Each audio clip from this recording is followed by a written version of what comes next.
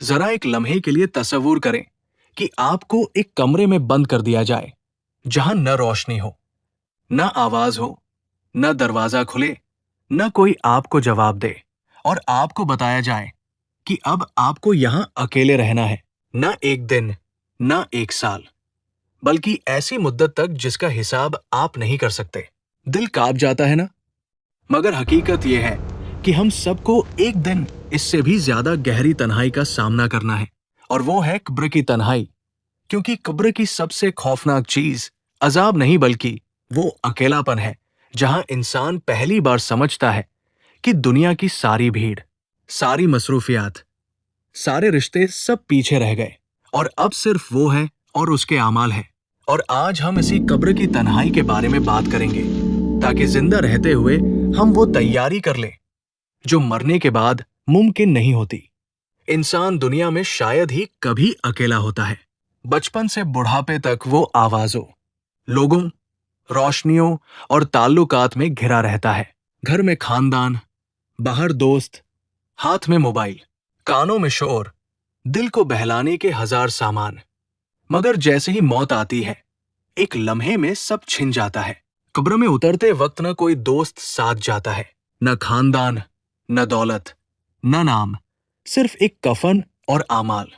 हदीस में आता है कि जब मयत को दफन करके लोग वापस जाते हैं, तो वो उनके कदमों की आवाज सुनता है। वो आवाज दुनिया से आखिरी ताल्लुक होती है, और जैसे ही वो आवाज भी दूर हो जाती है, एक ऐसी खामोशी उतरती है जिसे अल्फाज बयान नहीं कर सकते।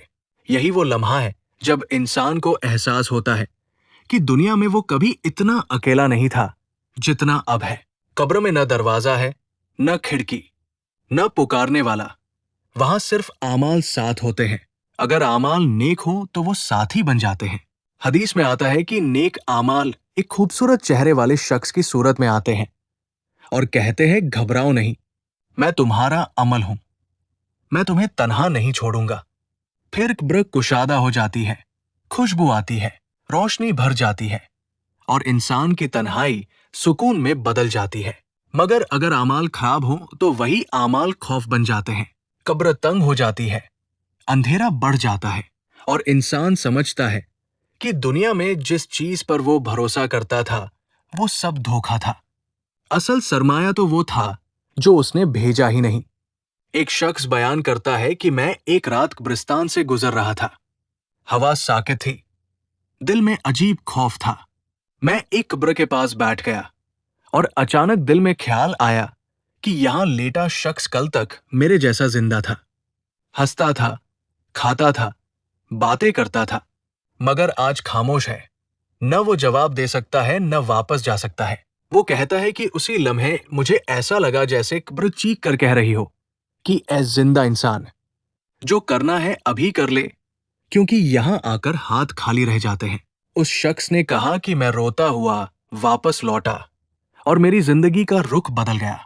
रसूल अल्लाह ने फरमाया कि कब्र का दबाव हक है, यहां तक कि अगर कोई इससे बच सकता तो सद बिन मुआज रजी बच जाते। ये वो सहाबी थे जिनके Welcome, लिए faithful अर्श हिल गया soul. था। इस हदीस से अंदाजा करें कि कब्र की हकीकत कितनी भारी है। मोमिन के लिए ये दबाव माँ की आगोश की तरह होता है, और गुनाहगार के लिए ऐसा कि पसलियां एक दूसरे में घुस जाती है।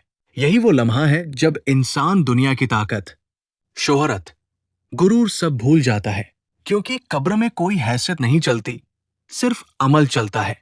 कब्र की तन्हाई दरअसल हमें जिंदगी का सबक देती है कि हम जिस दुनिया को हमेशा का घर समझ बैठे हैं, वो आरज़ी सराय है। असल घर आगे है।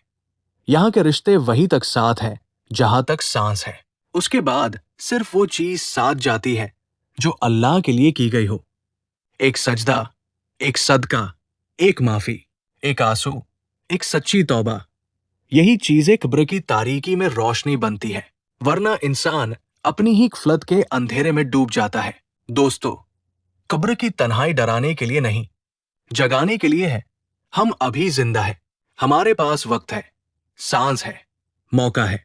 हम अपनी कब्र को आज रोशन कर सकते हैं, क्योंकि मरने के बाद सिर्फ एक आवाज बाकी रह जाती है, काश। और अक्लमंद वो है जो काश को आज खत्म कर दे।